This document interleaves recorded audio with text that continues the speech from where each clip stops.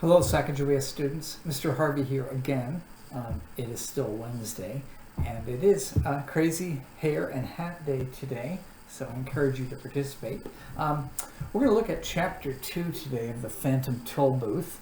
And once again, one of my all-time favorite books, probably my top 5 or top 3 books. And the main character, Milo, is going to get into pass through a toll booth to go to places like Dictionopolis and the Sea of Knowledge.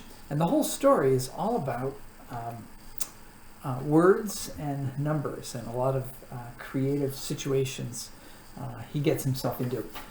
So we finished Chapter 1. Milo, bored out of his mind, decides to ride his electric car through the magic toll booth. His final sentence of Chapter 1 says, "I do hope this is an interesting game. Otherwise, the afternoon will be so terribly dull."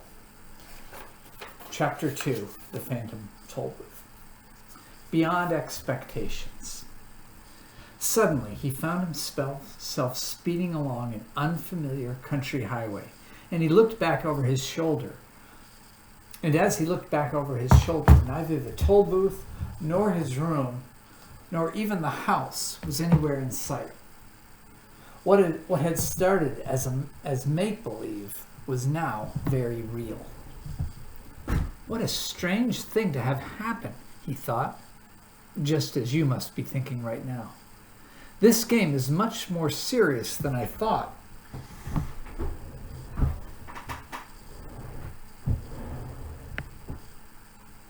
This game is much more serious than I thought, for here I am, riding on a road I've never seen, going to a place I've never heard of, and all because of a toll booth which came from nowhere.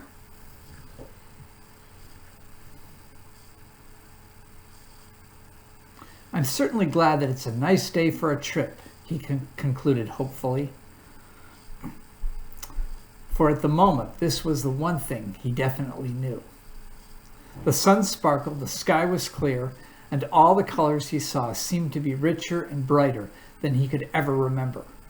The flowers shone as if they'd been cleaned and polished, and the tall trees that lined the road shimmered in silvery green. "Welcome to Expectations," said a carefully lettered sign on a small house at the side of the road. "Information, predictions, and advice cheerfully offered. Park here and blow horn." With the first sound from the horn, a little man in a long coat came rushing from the house, speaking as fast as he could and repeating everything several times. My. Welcome, welcome, welcome, welcome to the land of expectations, to the land of expectation, to the land of expectations. We don't get many travelers these days. We certainly don't get many travelers these days. Now, what can I do for you? I'm the weatherman. "Is this the right road for Dictionopolis?" asked Milo, a little bowled over by the effusive greeting. Well now, he began again. "I don't know of any wrong road to Dictionopolis, so if this road goes to Dictionopolis at all, it must be the right road. And if it doesn't, it must be the right road to somewhere else, because there are no wrong roads to anywhere. Do you think it will rain?" "I thought you were the weatherman," said Milo, very confused. "Oh no," said the little man. "I'm the weatherman, not the weatherman. For after all, it's more important to know whether there will be weather than what the weather will be."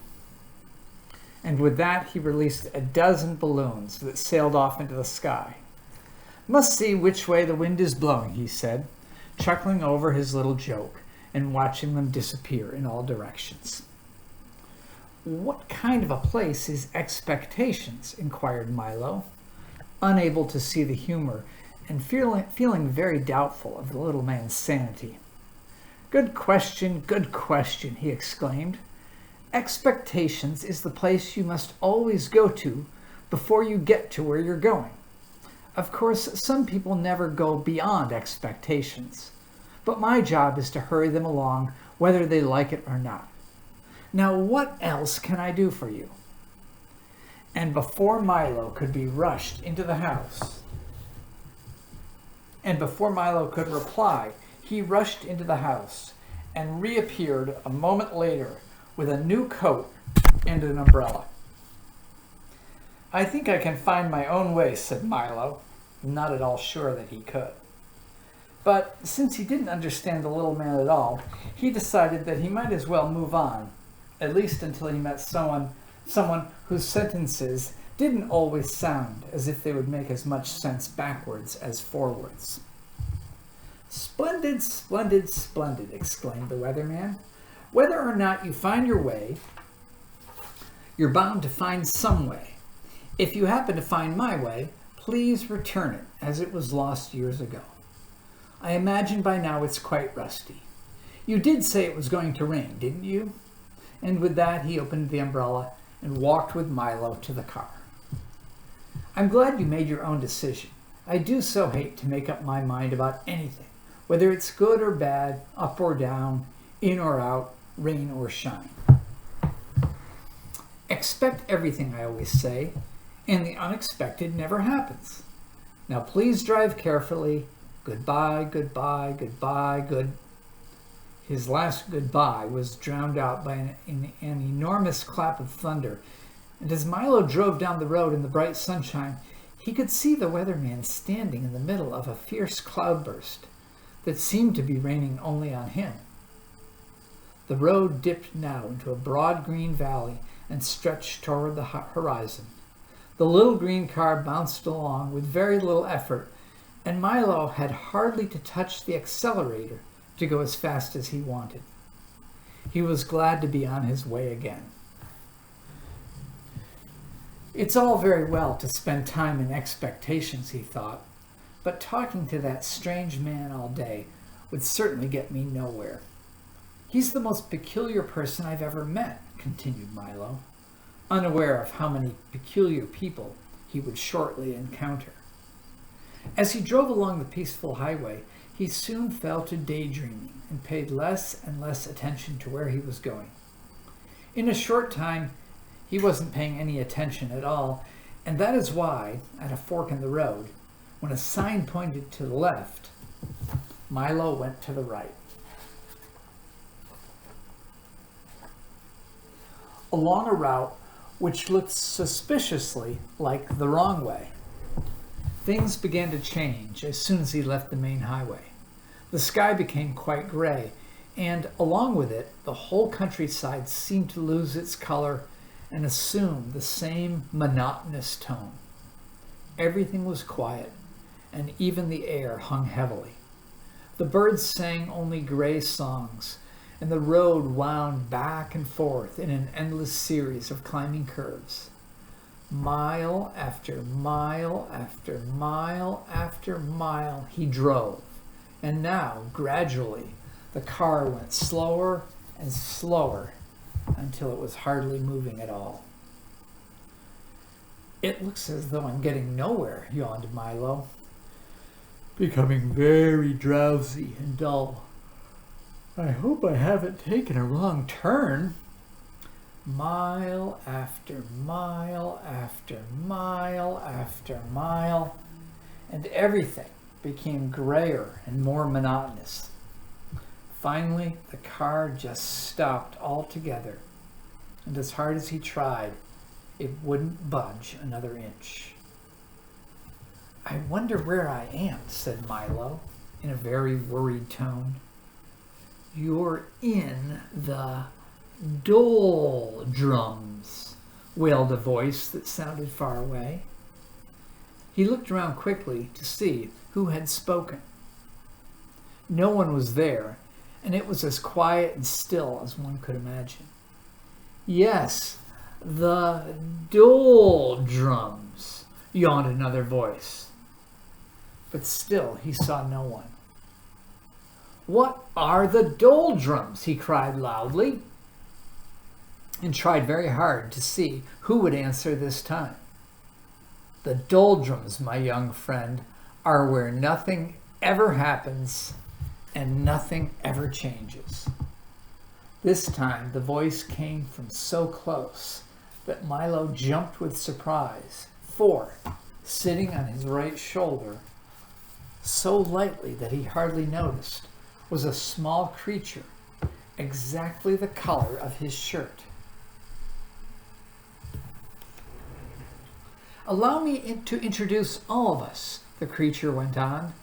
We are the Lethargians, at your service." Milo looked around and for the first time noticed dozens of them, sitting on the car, standing in the road, and lying all over the trees and bushes. They were very difficult to see because whatever they happened to be sitting on or near was exactly the color they happened to be. Each one looked very much like the other, except for the color, of course. And some looked even more like each other than they did like themselves. "I'm very pleased to meet you," said Milo, not sure whether or not he was pleased at all. "I think I'm lost. Can you help me, please?" "Don't say think," said one sitting on his shoe, for the one on his shoulder had fallen asleep. "It's against the law." And he yawned and fell off to sleep too. "No one's allowed to think in the doldrums," continued a third, beginning to doze off. And as each one spoke, he fell off to sleep, and another picked up the conversation with hardly any interruption. "Don't you have a rule book? It's Local Ordinance 175389J. Milo quickly pulled the rule book from his pocket, opened the page, and read, "It shall be unlawful, illegal, and unethical to think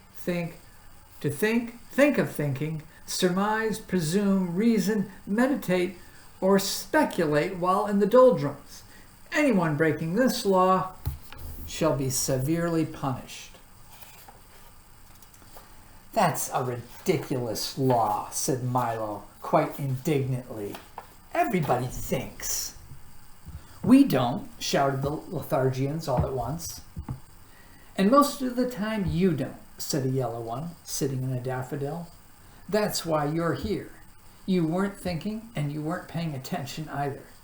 People who don't pay attention often get stuck in the doldrums." And with that, he toppled out of the flower and fell snoring into the grass. Milo couldn't help laughing at the little creature's strange behavior, even though he knew it might be rude. "Stop that at once," ordered the plaid one, clinging to his stocking. "Laughing is against the law. Don't you have a rule book? It's Local Ordinance 574381W. Opening the book again, Milo found Ordinance 574381W. In the doldrums, laughter is frowned upon, and smiling is permitted only on alternate Thursdays. Violators shall be dealt with most harshly. "Well, if you can't laugh or think, what can you do?" asked Milo. "Anything, as long as it's nothing. And everything, as long as it isn't anything," explained another. "There's lots to do. We have a very busy schedule. At 8 o'clock we get up, and then we spend from 8 to 9 daydreaming. From 9 to 9:30 we take our early mid-morning nap. From 9:30 to 10:30 we dawdle and delay. From 10:30 to 11:30 we take our late early morning nap. From 11 to 12 we bide our time and then eat lunch. From 1 to 2 we linger and loiter. From 2 to 3 we take our early afternoon nap. From 2:30 to 3:30 we put off for tomorrow what we could have done today. From 3:30 to 4 we take our early late afternoon nap. From 4 to 5 We loaf and lounge until dinner. From 6 to 7, we dilly-dally. From 7 to 8, we take our early evening nap, and then for an hour before we go to bed at 9, we waste time. As you can see, that leaves almost no time for brooding, lagging, plotting, or procrastinating. And if we stop to think or laugh, we never get anything done. You mean you'd never get anything done? We'd never get nothing done. You mean you'd never get anything done, corrected Milo. We don't want to get anything done, snapped another angrily. We want to get nothing done. And we can do that without your help. You see, continued another in a more conciliatory tone, it's really quite strenuous doing nothing all day. So once a week, we take a holiday and go nowhere, which was just where we were going when you came along. Would you care to join us? I might as well, thought Milo. That's where I seem to be going anyway. Toby, he yawned, for he felt ready for a nap now himself. Does everyone here do nothing? Everyone but the terrible watchdog, said two of them, shuddering in chorus. He's always sniffing around to see that nobody wastes time. A most unpleasant character. The watchdog? Said Milo quizzically.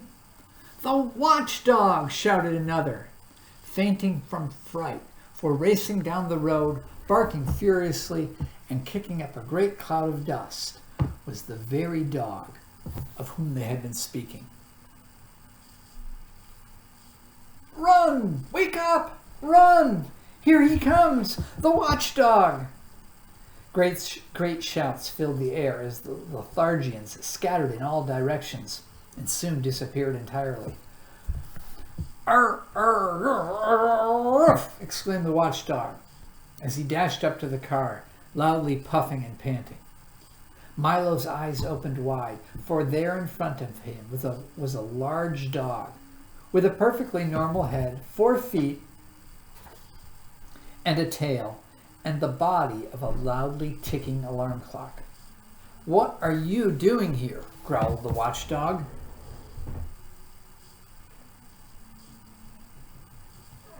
Just killing time, replied Milo apologetically. You see, killing time, roared the dog, so furiously that his alarm went off. It's bad enough wasting time without killing it. And he shuddered at the thought. Why are you in the doldrums anyway? Don't you have anywhere to go? I was on my way to Dictionopolis when I got stuck here, explained Milo. Can you help me? Help you? You must help yourself, the dog replied, carefully winding himself with his left hind leg. I suppose you know why you got stuck. I guess I just wasn't thinking, said Milo. Precisely, shouted the dog as his alarm went off again. Now you know what you must do. I'm afraid I don't, admitted Milo, feeling quite stupid. Well, continued the watchdog impatiently, since you got here by not thinking, it seems reasonable to expect that in order to get out, you must start thinking. And with that, he hopped into the car. Do you mind if I get in? I love automobile rides. Milo began to think as hard as he could, which was very difficult since he wasn't used to it. He thought of birds that swim and fish that fly. He thought of yesterday's lunch and tomorrow's dinner. He thought of words that begin with J and numbers that end in 3. And as he thought, the wheels began to turn. We're moving, he shouted happily. Keep thinking, scolded the watchdog. The little car started to go faster and faster as Milo's brain whirled with activity. And down the road they went. In a few moments, they were out of the doldrums and back on the main highway. All the colors had returned to their original brightness. And as they raced along the road, Milo continued to think of all sorts of things, of the many detours and wrong turns that were so easy to take, and of how fine it was to be moving along, and most of all, of how much could be accomplished with just a little thought. And the dog, his nose in the wind, just sat back, watchfully ticking. That concludes Chapter 2. Next time we'll go on to Chapter 3, which is Welcome to Dictionopolis. Thank you for listening today, everybody. Once again, it is Crazy Hair Day, so my crazy hair got a little hot there, but it's back on. Hope you have a crazy hair day and hat day, and make it a crazy hair and hat week. Mr. Harvey signing off, Sacagawea students. See you next time.